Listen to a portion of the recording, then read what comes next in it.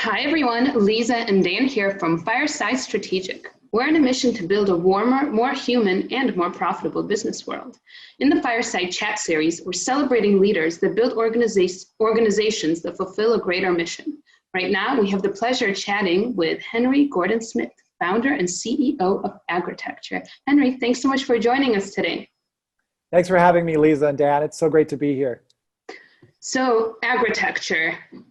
Can you tell us a little bit about what it is? So agritecture is a word that I coined when I was a blogger in my dorm room and college. And we define agritecture as the art, science, and business of integrating agriculture into the built environment. And that means cities. So basically, agritecture started as a blog exploring all the multitude of ways that we could bring farming back into cities. Rooftops, basements, containers, greenhouses, community gardens, all these different ways you could do it, we started talking about on the blog. And literally when I say we, it was me in a dorm room, nerding out, researching these things and sharing them. And then in 2014, we started getting these consulting requests from the blog. Entrepreneurs, as part of that community, started asking questions. How do I choose between a greenhouse or a vertical farm? And for those of you who don't know, the greenhouses you are probably familiar with, but vertical farms are stacked levels of cultivation indoors in warehouses, very controlled, very high tech, very expensive. So this was a new trend that was developing and a question I got a lot. I also got questions about, how big should the farm be? Or what's the right equipment company? Or how many workers do I need?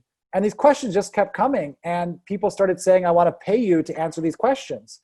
So we built the world's first global interdisciplinary consulting firm focused on answering these questions. So it grew very organically from our digital community and into that. Since 2014, we've consulted on over 130 projects in 26 countries as a sort of small boutique team. We do mostly farm design. We advise cities on their strategies for localizing food, but we also do due diligence for investors looking at the space now.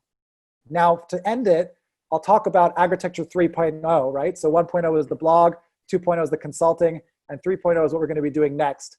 But essentially, I'm the urban agriculture guy. I help people understand that, plan that, and be successful at it. Super, super interesting. And just to flesh out understanding a little bit more, you mentioned that a big sort of genesis for the blog was, well, agriculture has left cities. You want to bring it back. Curious to know a little bit more about why did it leave in the first place? I'm really glad that you said the word left, because I think a lot of people forget that it used to be in our cities. We used to design cities where we would always have the resources needed to survive. In fact, most of our cities are built around areas where there was amicable weather and sufficient water and resources for humans to live. Now, as the Green Revolution occurred and we were able to basically grow more crops on land and in areas that weren't typically appropriate for agriculture, we started being able to also extend our supply chain and import the food we needed from far, far away locations. That created certain advantages for lower cost labor. Maybe some of those places had other advantages on access to certain technologies or certain markets. And so what happened is we created a system globally that actually produced more food than we've ever produced in the history of humanity. And in fact, we produce more food than we need, but the distribution creates a number of problems. The first problem is we don't know where our food comes from. And if we don't know where it comes from, we don't know its value or its impact. We don't know its impact on labor, water use, the environment. The other issue is that there's waste along that supply chain, from production to transportation, and impact from, for example, the carbon emitted from transportation or that waste. The other aspect is that there's a resiliency question now, especially with climate change and pandemics. If that supply chain is so long, how do we ensure that it can continue? And if we shorten that, can it be more resilient? The hypothesis is that as we localize food production systems, it's more resilient. Another final aspect of the resiliency is we need to ask ourselves, what percentage of our population needs to know how to grow food? As we've removed agriculture from our city, we actually have less and less people that know how to grow food and adapt to certain shocks in the system. So our philosophy at Agritecture is, can a city really be smart? When you think about smart cities, can a city really be smart without agriculture? Can a city really be equitable without agriculture? Can it be resilient without agriculture? we don't think so, because cities represent 80% of the global demand for food, and yet they have none of that food production and none of that food strategy. Again, really, really interesting big picture explanation that I think will be helpful for people that aren't especially versed in the field. One other sort of question for you that I'm so curious about is, one of the big changes that this pandemic has wrought is the nature of cities themselves, right? Urban planning is so different now. And so curious if, now that so many cities have an opportunity to reinvent themselves because we're going through this period of profound change, how much do you see rebringing agriculture back to the cities as a real possibility now? Well, there's a number of ways that the pandemic has sort of ignited or reignited interest in localization of agriculture into cities. One of them is just home gardening. We're seeing a lot of increased demand in knowledge and equipment and tools and experiences for learning how to grow at home. And this is great because at a global scale, this is where we can make one of the biggest impacts to urban agriculture, is through home gardens, where we don't have packaging, we don't have distribution, and labor is essentially provided by the people that are consuming the food itself. So that's potentially a really great sustainability and actually yield impact globally if we could get more balcony, rooftop, community, home gardens. So that's one of the ways. The other ways is that those markets that have the biggest risks, so Singapore that imports 90% of its produce, the Caribbean that doesn't have enough land to produce food, the Middle East that doesn't have enough arable land or water to produce its own food. These areas that are really the extreme fringes of the supply chain in as far as their demand for agriculture are throwing huge amounts of policy, infrastructure, investment around this now. And that's actually accelerating technologies that allow us to grow food in other regions. Certainly service companies like ours are seeing increased demand to supply knowledge for these markets. But also the entrepreneurs are now getting excited about the opportunity. The investors in these markets are saying, hey, maybe we should be looking at agriculture. So you're seeing investment groups that are in real estate, transportation, technology, now looking at agriculture as their new sector in markets that had almost no agriculture before. So those are some of the really exciting things that have happened there. Something that I'm curious about is there's clearly a social and environmental sustainability story for urban agriculture, but I'm assuming that there are a lot of skeptics, people who say that this is nice, this is pretty, this is happy, but is it financially sustainable? Is this going to make money? Can you address that? Yeah, I think it's a fair assessment. And what we think the main reason why urban farms don't make money is because they're badly planned and they don't consider the full spectrum of solutions. So whether it's a home garden to a huge commercial farm in a city, you have to go through a step-by-step process and utilize design thinking. That's why we're called Agritecture, because we use architectural-based thinking for planning farms in the city. And that's what's different, right? When you're planning a farm and you have really almost unlimited space outside of the city, your considerations for constraints of social, economic, shadows from buildings, transportation issues, labor issues, they're very different than in the city. In the city, you have to think a lot more creatively. And so that out-of-the-box thinking is needed. And so we've created a step-by-step methodology that allows entrepreneurs to think about, should they do a greenhouse or a vertical farm or soil? How do they think about scale? How do they think about their customer, et cetera? Because there's no one-size-fits-all when it comes to that. So when people say, it's not profitable, I like to say, well, which one isn't profitable? Because I can show you many examples that they are profitable, and the ones that aren't typically are because they've made some bad choices about who their customer is, where their location is, et cetera. So for example, in Vancouver, the first commercial vertical farm was built. Around 2011, it opened up. It was the first advertised commercial vertical farm in North America. And again, this represents the most high-tech, sexy, extreme type of urban ag that's really growing now, but back then it was really early. So they took the rooftop of a parking lot in downtown Vancouver, threw all this technology at it, like rotating systems. They built a really cool sort of square greenhouse structure. They said, we're going to use some light and some rotate the systems to do equal access, but they were growing salad mix. And so their size was too small to provide wholesale salad mix for the retailers, because it wasn't a big farm, and yet they were right next to the most expensive restaurants in the market. So if we had designed that farm, we would have specifically done market research and targeted specialty herbs, specialty flowers, experiences that would generate revenue and higher margins for that system. We also would have chosen just a greenhouse or an interior system because, they focused too much on kind of trying to balance both and were unsuccessful. Within a year, that farm went bankrupt. The equipment was for sale on Craigslist. And Vancouver has really struggled to provide incentives for vertical farming since then. So there's huge consequences to these farms failing. I mean, obviously we learn things, but it creates negative effects for the greater community in the area. So through our methodology, they could have avoided a lot of those mistakes. And I think what we find as well in this space, just to add to it, especially on the high-tech side, is there's a lot of white males that are obsessed with saving the world through vertical farming. And so they really focus on the technology and forget the customer and forget agriculture as a challenging practice. They forget those two things. So there's not really a technology problem. It's really an operations and marketing problem when it comes to urban ag. I'll just say one more thing. The potential is bigger than people think it is. So people think of urban ag as like community gardens or small greenhouses. But if we look at the areas on the edge of the city, so cities are growing. And so we can't just think about Manhattan. We have to think about the edge of New York City. As the city grows, it's actually encroaching on agricultural land to build suburbs. Urban agriculture is also about saying, well, when we expand the city, how can we create a hybridization of agriculture and urban so that we have a more resilient system? And that area is actually quite enormous. So by some estimates, we could achieve 10, sometimes 70% of our vegetable supply could be produced in those areas depending on the city. This was a North America assessment, and the population of that city. So stop thinking about Manhattan and start thinking about the suburbs as well as the kind of peri-urban areas that are expanding.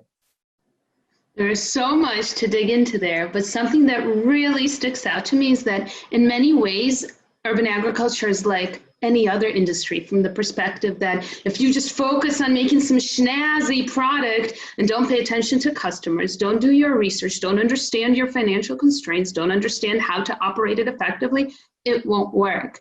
So in effect, like if you do the proper work, it can be extremely successful from the environmental standpoint and the financial standpoint as well. I love that. So 100%, what you said.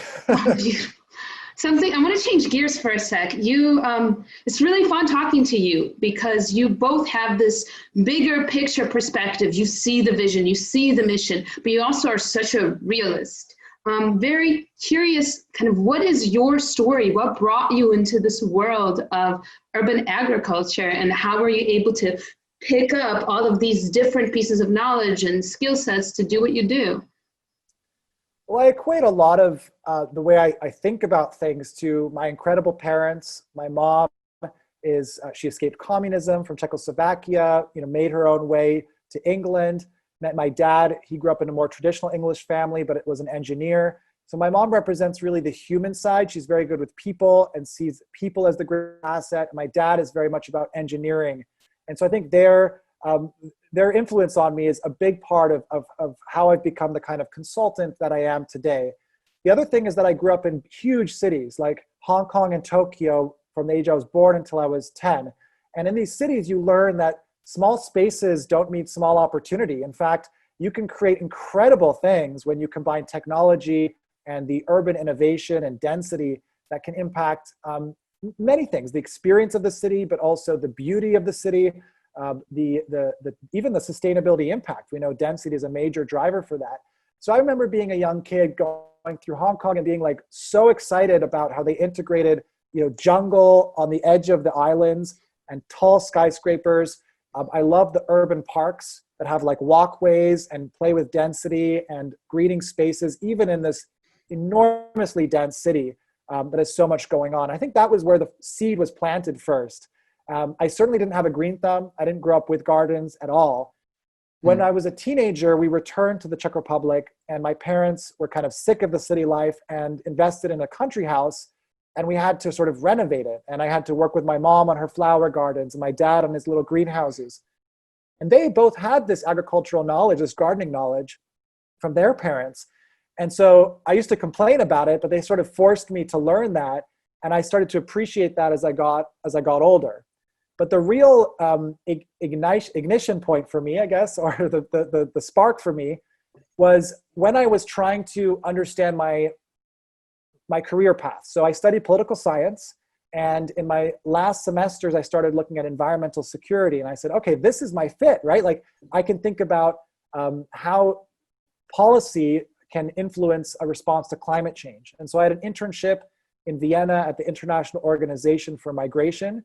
And I was looking at climate-induced refugee trends and legal matters related to that, to comment on your work, Dan, a little bit. How do we recognize them, et cetera.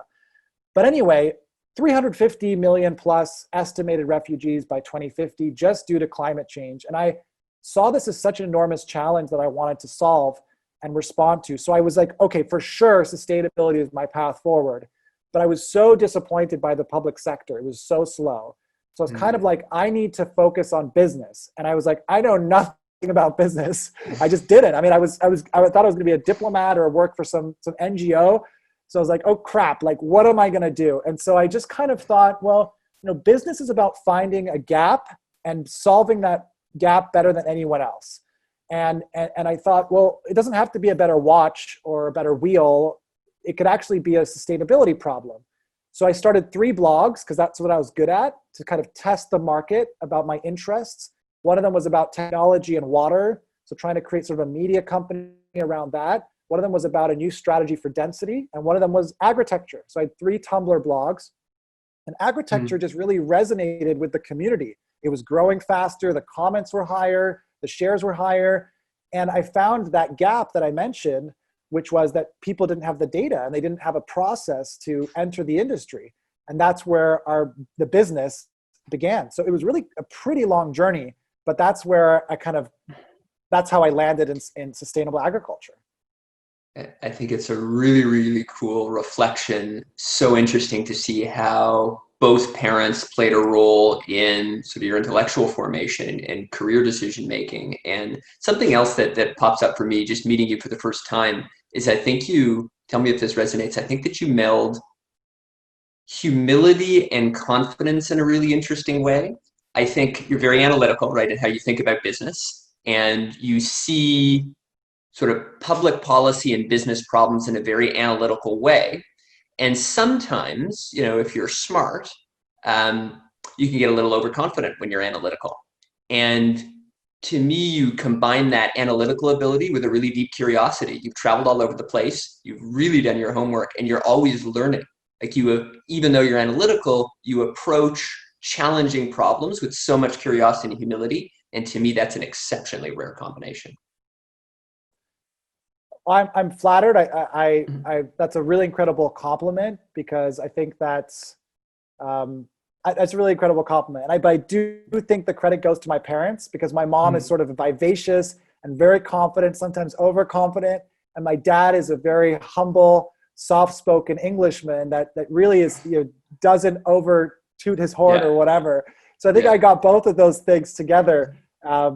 Because I'm the youngest of 4 boys. So and my other brothers are all 1 year apart from each other, and I'm sort of 6 years later. So I kind of grew up as an only child with my parents in some ways.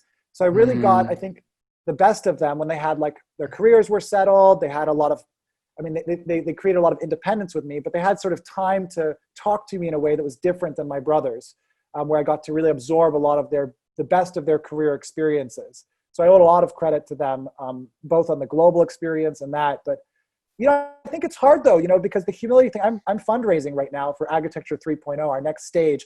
And, you have to be so bold. And I refuse to lie, and I refuse to embrace the hype. In my industry, there's so much hype with vertical farming and investment announcements and all this stuff.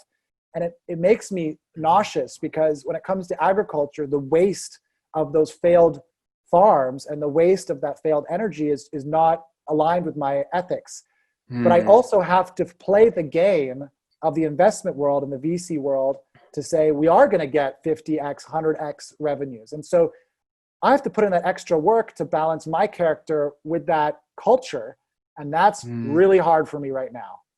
Well, even that you're aware of the challenge is awesome, I think. And sometimes it's a good thing to realize, you know what, my integrity is telling me not to do something, because that ensures that you're going to stay in alignment, and it ensures that everything you do is going to be high quality. So sometimes it's good to realize, oh yeah, I do have that moral compass. And even though it might seem to be constraining me, it often will point us in the direction of opportunities, like any other compass. As they say in the Middle East, inshallah. So God willing, those good things will happen. But that's the moral compass I'm trying to keep to. Thank you for the reminder, Dan. So getting a little deeper into fundraising for 3.0, really curious to learn a little bit more about that. Could you tell us a little bit more, because we have an audience of CEOs in many different industries.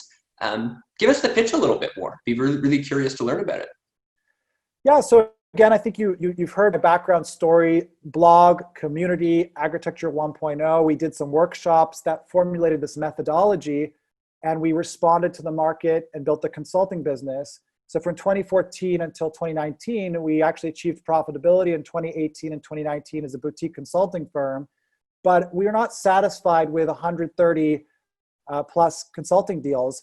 We really want to impact thousands of farms around the world and accelerate our mission, which is to help societies adapt to climate change through these new climate smart agriculture methods. So what we've done is we've taken our methods, our approach, our data, our understanding of the market, and we've uploaded it onto a software tool called Agritecture Designer. Now, Agritecture Designer is essentially an all-in-one platform that goes along the customer journey of developing these farms. So from the one side of the marketplace, the entrepreneur, let's say, you can learn about the best practices of the industry, choosing your crop, choosing your method, choosing your equipment, et cetera. You can then use our feasibility planning tool to estimate your CapEx, OpEx, yields, jobs of any greenhouse or vertical farm on Earth. And we've launched this in beta in April, so this exists now. And then you can use our market research tool, our crop selection tool, where you can go to the market with your phone, enter in information about the crops you're seeing. So again, focus on that customer, get the price point that you can actually sell your product with, update your model, and have an actual financial model online there. Now that's what we've built so far, but really the next piece is the other marketplace, which is the equipment vendors and the financing partners. So we're going to connect those two, and basically you're going to be able to submit your plans to the best vendors and the best financiers in the industry to take you through the end. So as I said, it's an all-in-one platform across that customer journey, and we create value across that journey and generate revenue across that journey depending on where that customer is and the choices they make. And so we're super excited. We launched in April with beta. We're having great traction with it already. And we're raising for building the rest of the platform. And longer term, just to give you some secret sauce, we want to expand beyond greenhouses and vertical farms to make this a platform for any kind of climate smart agriculture across the world. That's awesome. Well, good luck. I'm really excited about what you're building, and it sounds like you're going to make a really big difference. Just curious, like who's a customer of, Agritecture 3.0? Is it like farmers, or is it developers? Is it businesses? Like who would be using this? Yeah, so our approach is, again, we build the community, and in that community, it's the whole ecosystem. So it's the entrepreneurs, it's really the equipment vendors that like the content on the platform as well. And that's the free sort of content platform. That's our blog and our events, and that exists now. From there, they can move into the software or the community where they pay and upgrade. Now, if you're an entrepreneur, you're going through the learning journey to plan your facility and get that information. If you're an equipment provider, you're basically uploading what you do, what you provide, so that we can match you with well planned out entrepreneurs. So it's a two-sided marketplace, if you will. I like to call it an all-in-one platform because there are also other customers like service providers that are included in that as well. So, but our core customer, I would say, still remains the entrepreneur. That's who we know. We know their journey. We know what they need. And we are basically adding value to them and creating that experience for them. But obviously the equipment providers are also customers because they, we're driving sales for them, we're driving qualified leads for them, and that's building the industry overall. So let me give an example. Rob is an entrepreneur. He's a home chef. He sold his tech company, but he really loves cooking at home. So he wants to start a vertical farm that's focused on high-end restaurants. So he just doesn't know really what to do. He's done research online about equipment. He's kind of looked at some customers. He thinks he can sell his product for this price, but he needs to sort of put it all together. That process of him doing it on his own involves him going to events, having multiple calls with potential experts, hiring consultants that could cost him $300 an hour, and really 12 to 24 months that he has to go through just to get his vertical farm off the ground. In contrast with our software, he can answer all those questions and he can do it at a fraction of the cost in 3 months. So that's the difference. That's the impact we're trying to make. So we take the ideas and turn them into realities through the platform. Well, it's a super powerful pitch that has the potential not just to be a business tool, a tool driving business, but it has the potential to transform an industry, right? Which makes it super, super exciting. So thrilled that you're doing the work. As we start to come towards the end of our time together today, Henry, we love to end kind of on a human note and just learn a little bit about what's fun for you when you're not solving the world's urban agriculture problems. What do you do for fun? Well, I love to swim, so that's one of my favorite things. So being in Dubai now is great. I find that, some people like to meditate, but for me, swimming is meditation because it's focused on the breath and all the noise of the world is away because I'm just underwater focusing on my strokes. I was a competitive swimmer all through elementary school, middle school, high school, and I was a lifeguard at University of British Columbia and taught swimming. So it's always been a passion of mine, something that I'm really interested in. Other things I like nowadays as I've gotten older is just spending as much time as possible with my parents. You really start to value them more as you get older, and I just like to laugh with them and talk about the past. My brothers all have kids, and I'm sort of the solo entrepreneur, so I get the opportunity to visit them and spend time with them where my other brothers are kind of tied down with their families. So that's nice that I get to give back to them in that way as well. And I guess finally travel. I mean, I through COVID, I've been traveling the whole time. So I'm pretty adventurous in that way. And I just have always been traveling my whole life and I can't seem to turn it off. But I like seeing new places and new foods and meeting new people safely, of course. Fantastic. Well, we encourage you to keep being who you are and doing these wonderful things safely. Thrilled that we had the chance to chat and get to know you today. Awesome journey that you're on. Awesome mission that you're working on at the moment. Can't wait to see how it all develops. So thanks so much for coming on the show, Henry. Thanks so much, both of you. I really enjoyed it. Great show. And if anybody wants to learn about me, I'm sure there'll be something in the links. Really appreciate your time.